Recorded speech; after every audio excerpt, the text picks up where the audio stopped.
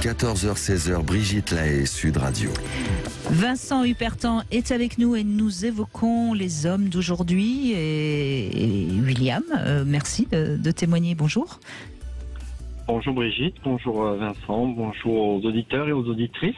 Bonjour. Alors, William. vous avez quel âge, William ? J'ai 52 ans. 52 ans, d'accord. Et alors, vous pensez être ce que les femmes attendent, c'est-à-dire prince charmant dans la vie, mais bestial au lit, c'est ça ? Oui, on peut, bon, c'est peut-être un résumé ou un raccourci un peu rapide, mais oui, si on veut mettre quelques mots de cette sorte-là, oui. Prince charmant, oui, parce que à l'écoute, attentionné. Bon, après, j'ai aussi peut-être la chance d'avoir un physique qui peut plaire, qui va attirer l'œil. Donc, on peut sentir de suite que des regards peuvent se poser, et qu'on peut plaire.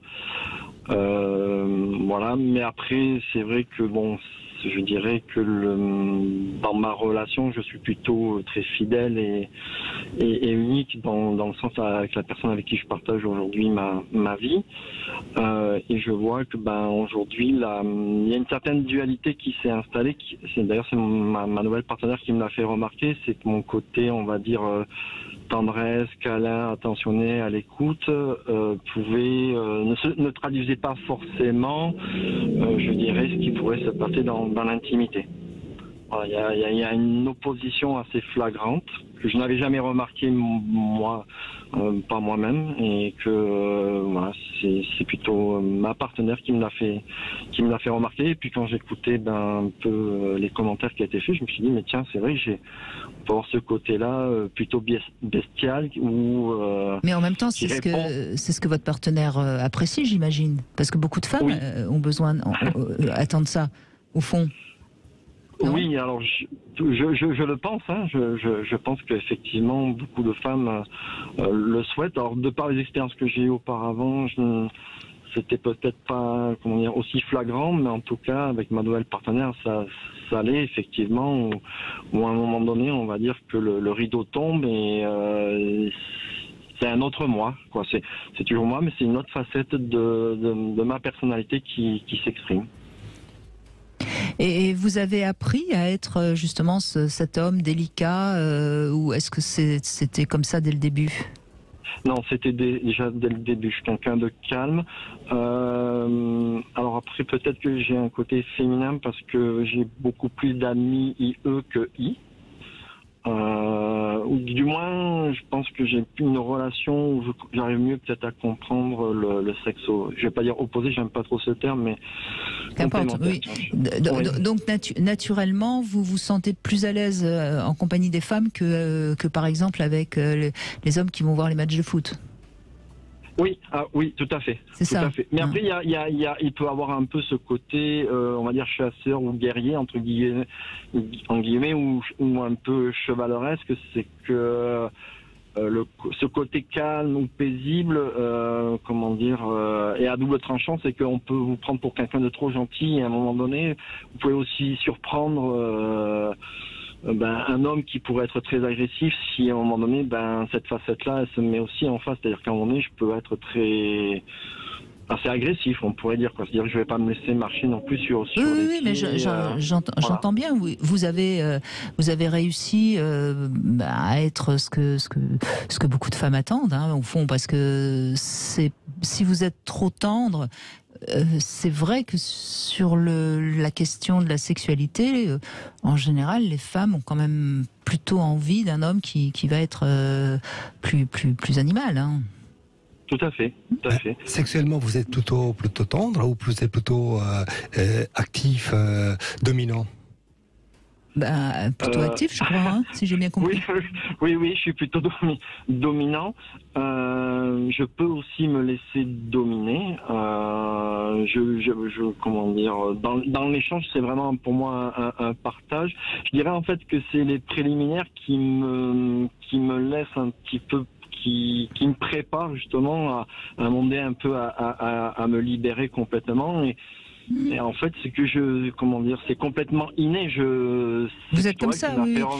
Mais à votre, mais William, à votre avis, c'est votre éducation qui vous a permis d'être cet homme plus délicat, on va dire.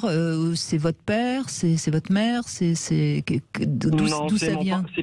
C'est plutôt mon parcours de vie. Avec mes parents, c'est un sujet qui était tabou, donc on n'en a jamais parlé. D'accord.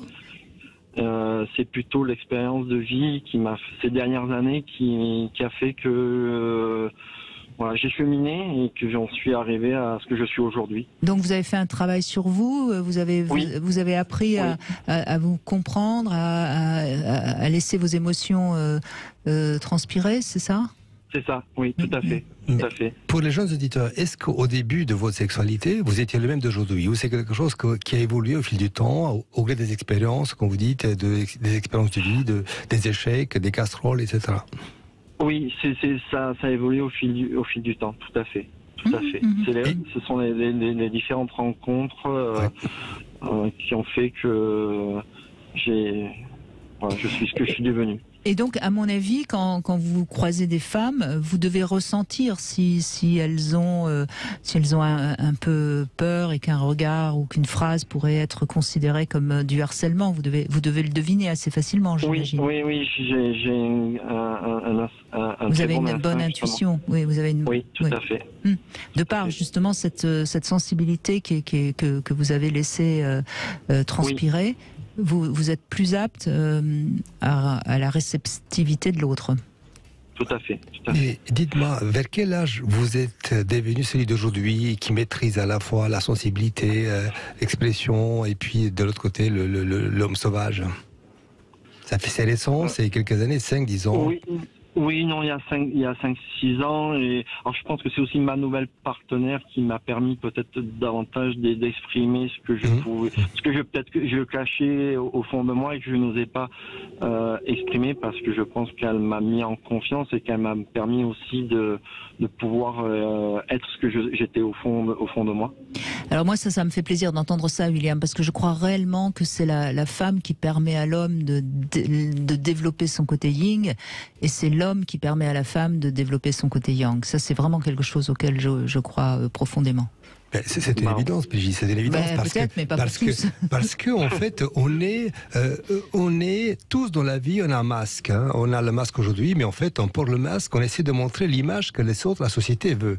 Or, dans l'intimité, c'est un petit peu différent parce que souvent, dans l'intimité, les masques tombent. Et quand les masques ne peuvent pas tomber parce que dans l'intimité, il veut une certaine image, donc on va essayer de coller à l'image et on n'est pas toujours, parce que voilà, on va se forcer et c'est souvent dans la construction qu'on devient et on trouve sur la bonne personne qui nous permettra enfin d'être nous-mêmes.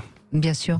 Mais merci beaucoup en tout cas de votre témoignage, William, parce que ça peut donner de l'espoir à tout le monde, ça peut donner de l'espoir aux hommes, puisque c'est possible d'être à la fois un homme sensible mais qui reste viril quand il faut, et puis ça permet aux femmes de penser qu'elles peuvent le trouver, cet homme. Merci, William. Mais enfin, vous n'êtes pas libre, hein, vous, si j'ai bien compris. Tout à fait. Je confirme. Bon. D'ailleurs, je l'embrasse. Okay. Voilà, si elle m'écoute. Et il faut qu'elle mesure la chance qu'elle a. Merci, William. Merci beaucoup. On va se quitter un court instant. On va se retrouver pour le Love Conseil. Justement, on va parler d'intelligence émotionnelle et on va parler de la conscience, des mystères de la conscience dans un instant.